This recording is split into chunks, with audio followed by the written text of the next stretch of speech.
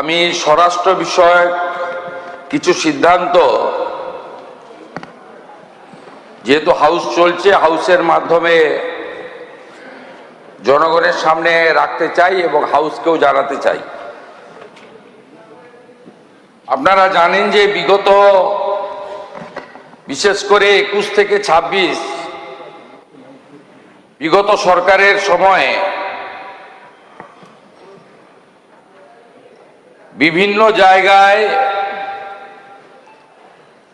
পুলিশকে অপব্যবহার, অপপ্রয়োগ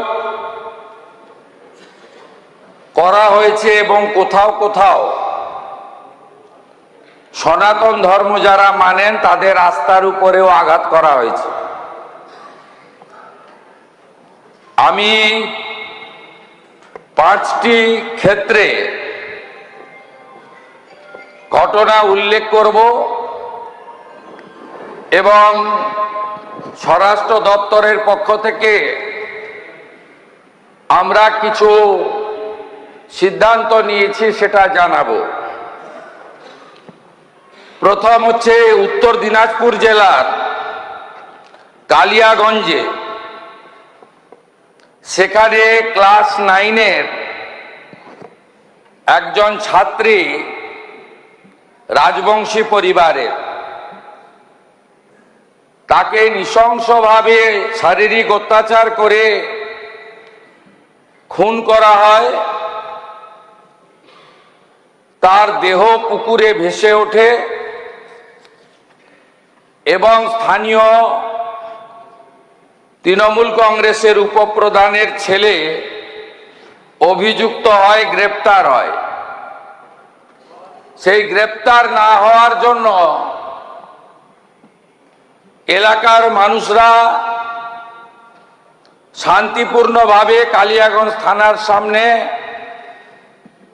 বিক্ষোভ দেখানোর জন্য জড়ো হন। পুলিশের সঙ্গে বচসা হয়,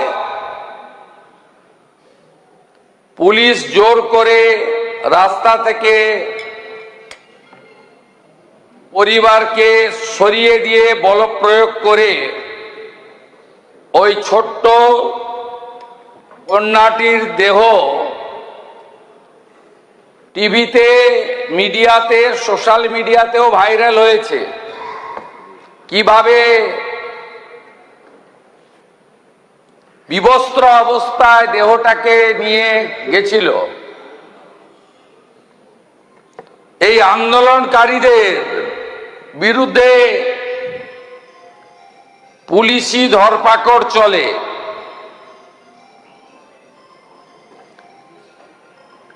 একজন রাজবংশী যুবক, নাম তার মৃত্যুঞ্জয় বর্মন, তিনি শিলিগুড়িতে একটি অস্থায়ী কাজ করতেন। তার বাড়িতে তিনি এসেছিলেন গ্রামে একটি বিবাহ অনুষ্ঠানে যোগ দিতে। উনার জ্যাঠামশাই আন্দোলনে গেছিল, তাকে গ্রেপ্তার করার জন্য পুলিশের টিম পৌঁছায় রাত্রি 2টোয়।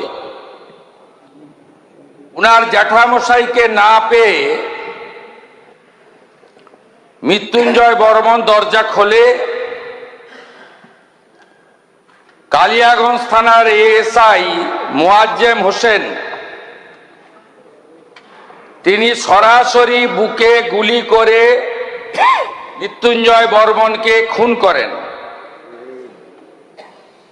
বিগত রাজ্য সরকার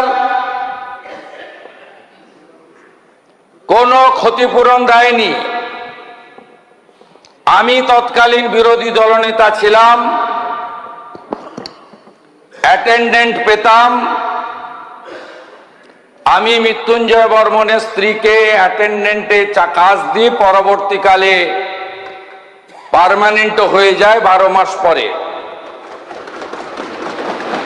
আমরা ক্ষমতায় আসার পরে এর প্রাথমিক তদন্ত করেছি।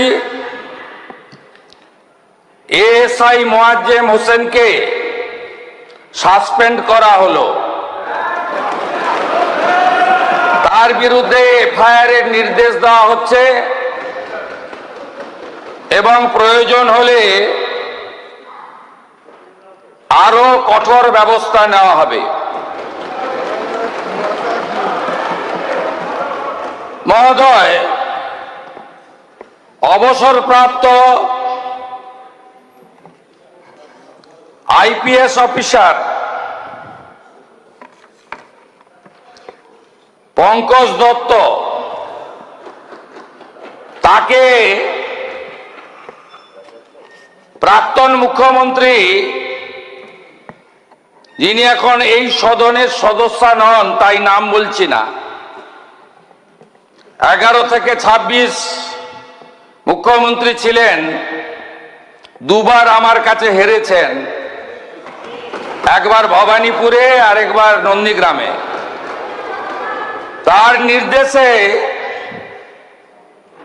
উনাকে বড়তলা থানাতে একাধিক দিন ডেকে হ্যারাসমেন্ট করা হয়। উনি একটি লেকচার দিতে গেছিলেন, ভাষণ দিতে বেনারসে। তার আগে তিনি 2/4/2025, তার আগে 3/7, অনেকগুলো ডেট আছে, শ্রী পঙ্কজ দত্তকে সকাল 10টায় ডাকা হয়, রাত্রি 10টায় ছাড়া হয়। চা তো দূরের কথা, জল খেতে দেওয়া হয়নি। আমি তৎকালীন এমএলএদের নিয়ে থানার বাইরে বিক্ষোভ দেখিয়েছিলাম। এই ঘটনায় অভিযুক্ত এসআই সাধন দাস, আইও, তাকে সাসপেন্ড করলাম আমরা।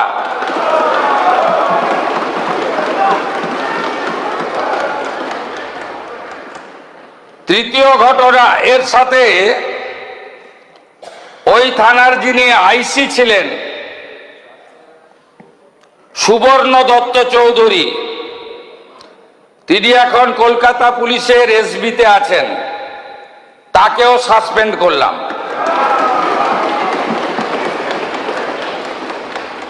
কৃষ্ণনগরে ঐতিহ্যবাহী জগদ্ধাত্রী পুজো, জগদ্ধাত্রী পুজোর বিসর্জনের দিন বিসর্জন দিতে যারা গেছিলেন ভক্তরা,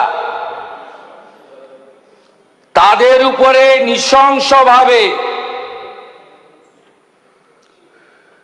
লাঠি চালানোর এবং সনাতন ধর্ম সম্পর্কে অপশব্দ প্রয়োগের জন্য ইন্সপেক্টর অমলেন্দু বিশ্বাসকে সাসপেন্ড করা হলো। তার বিরুদ্ধে ডিপার্টমেন্টাল প্রসিডিং শুরু হবে। দক্ষিণ 24 পরগনা জেলার সুন্দরবন পুলিশ জেলার কাকদ্বীপের সূর্যনগরে কালী পুজোর সময় মাতা কালীর মূর্তি ভাঙা হয়। সেই কালী মাতার মূর্তি অর্থাৎ আস্থাতে আঘাত করার জন্য এলাকার মানুষ প্রতিবাদ করেন। প্রতিবাদ অনেকক্ষণ চলে। বেলা 12টার সময় তৎকালীন সুন্দরবন জেলার পুলিশ সুপার আইপিএস কোটেশ্বর রাওর নেতৃত্বে 500 পুলিশ গিয়ে জনতাকে ছত্রভঙ্গ করে, ব্যাপক লাঠিচার্জ করে। এই পর্যন্ত নয়, ঠিক ছিল, তারপরে মাতা কালীকে প্রিজন ভ্যানে তুলে থানায় নিয়ে যায়। আইপিএস কোটেশ্বর রাওকে সাসপেন্ড ঘোষণা করলাম। কালী মাতা কি জয়, মাতা কালী কি জয়, মাতা কালী কি জয়।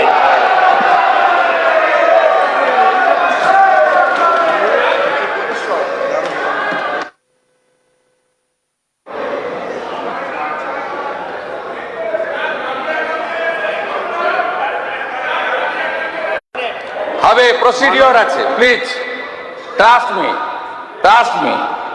মাননীয় সদস্যগণ, এবার